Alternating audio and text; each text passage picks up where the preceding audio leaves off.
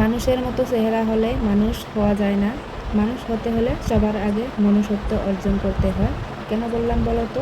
কিছু মানুষ আছে ওই রকম, মানুষ দেখে বোঝা যায় অনেকটা ভালো, কিন্তু তার ভিতরটা এরকমটাই খারাপ যেটা কল্পনা করা যায় না। সো হ্যালো এভরিওয়ান, আসসালামু আলাইকুম। কেমন আছো তোমরা সবাই? আশা করি সবাই ভালো আছো। আলহামদুলিল্লাহ আমরা অনেক ভালো আছি। আজকে সিম্পল লাইফস্টাইল ব্লগ জেসমিন চ্যানেলে তোমাদের সবাইকে স্বাগত জানিয়ে আজকের ভিডিওটা শুরু করলাম। আশা করছি বরাবরের মতো আজকের ভিডিওটা আপুদের কাছে ভালো লাগবে। যদি ভালো লাগে প্লিজ ভিডিওটাতে একটা লাইক দিয়ে পুরো ভিডিওটা দেখার অনুরোধ রইল। আর যদি এই কাজটা করেছো তোমরা, তাহলে তোমাদেরকে অসংখ্য ধন্যবাদ। আজকে ভিডিওটা শুরু করেছি সন্ধ্যাবেলা থেকে। আমি এই যে চাল কুমড়োগুলো কুটে নিলাম, কুটে সব কিছু রেডি করেছি। আর আমার যা ওদিকে ডাকতেছিল যে দেখো তো আমার আর কি গুঁড়া কুটে আনছে, সেগুলো আমি গুলেছি, তো কীরকম যেন হয়ে যাচ্ছে, তো সেটা দেখে আসলাম আর কি। আর রাত হয়ে গেছে, আর আমার রান্নাবান্না সব কমপ্লিট হয়ে গেছে। মেয়ের বাপে যে চাউমিন নিয়ে আসছে, তো খাওয়ার জন্য ব্যস্ত হয়ে পড়েছে। ওর পড়াশোনাও হয়ে গেছে, এখন এর মধ্যে আর ভিডিও করিনি। তো তারপর আর কি মেয়ে খাচ্ছিল। আর এটা হলো তারপরের দিন সকাল। সো রাত্রে আর ভিডিও করিনি। আমাদের এই যে মাখই আবাদ করা হয়েছিল, যে কেউ ভুট্টা বলো কেউ মাখই বলো, তো সেগুলো আর কি বিক্রি করা হবে। অনেক দিন হলোই এখানে ধুয়ে দেওয়া হয়েছে 3টা করে রোদ দিয়ে। তো আজকে আর কি ব্যাপারী আসবে, বস্তাগুলো দিয়ে গেল, তো আমরা আর কি বস্তাগুলো ভরে ভরে রেখে দেব। তো তোমাদের ভাই আর কি রেখে দিচ্ছিল। আর এদিকে আমার দেওয়ারও এই মাখইগুলো আবাদ করেছিল এক্সট্রা করে, তো ওরও মাখই হয়েছে, তো সেগুলো আর কি ও মাপছিল। এটা হলো আর কি বৃষ্টি চলে আসছে এখন আর কি মাপছিল সকালবেলা। তো এই যে এককালকা বেজি দিছে, কুচকুটা বেজি দেওয়া, তার কি ঠ্যাংটা ফুলে গিয়ে কান্নাকাটি করছিল আর খোঁড়ায় হাঁটছিল, ওখানে খেলা করতেছিল। ওরা আর কি মাখইগুলো মাপতেছিল। আর আমি এদিকে ওই দিনকার মাখইয়ের ছোকলাগুলো যে বের হয়, ছোকলা না কলা বলে, সেগুলো আর কি এখানে শুকায় দিয়েছিলাম। সেগুলো দিয়ে আমি আর কি জাল জ্বলাবো, মানে রান্না করব। তো সেগুলো আমি বস্তার ভিতরে ভরে এখানটাতে রেখে দেব। তার জন্য আর কি বস্তাগুলো ভরে ভরে নিচ্ছিলাম। দেখো, আমি তো হেসেলে রান্না করাই বেশি পছন্দ করি, গ্যাসের রান্নাটা মানে বেশি পছন্দ করি না। আর রান্না করলেও আমি টুকটাকগুলো গ্যাসে করি, যেনিবা চাটা রান্না করি, ম্যাগি বানাই, আর গাখির গরম করি, আর হলো সবজি থাকে সেগুলো গরম করি। তো এগুলোই কাজ করি আমি, টুকটাকগুলো নাস্তা যদি রাঁধি সেগুলো রান্না করি।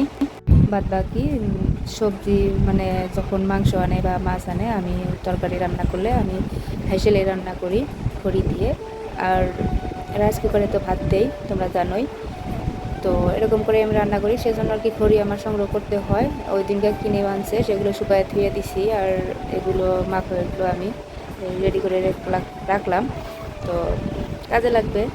আর এখন হলো আমি মাংস রান্না করব, তো তার জন্য আদা রসুন এগুলো পেস্ট করে নিয়েছি। আর আমি মাংসটার ভিতরে এই যে শুটকির মাংস,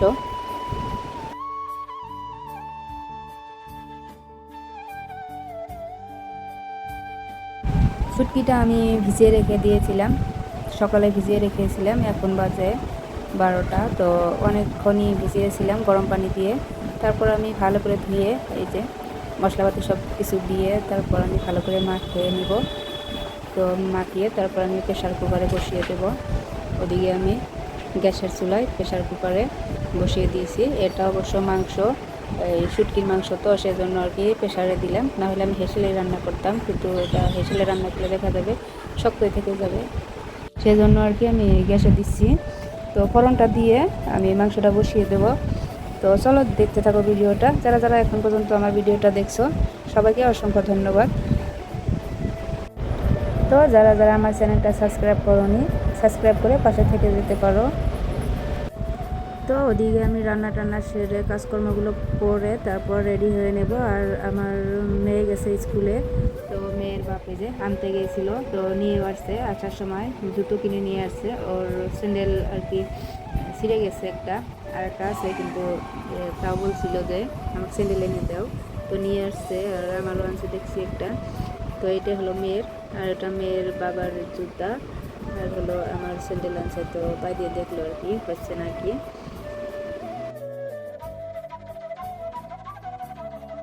দেখা যায় বাচ্চাদের স্যান্ডেল বেশি দিন যায় না, ওরা দৌড়াদৌড়ি পারে, তো তো কিনে এনে দিলে ছিঁড়ে ছুটে শেষ করে দেয়। আমার ছাওয়াটারও বেশি দৌড় পারে, তো আর কি ওরকম।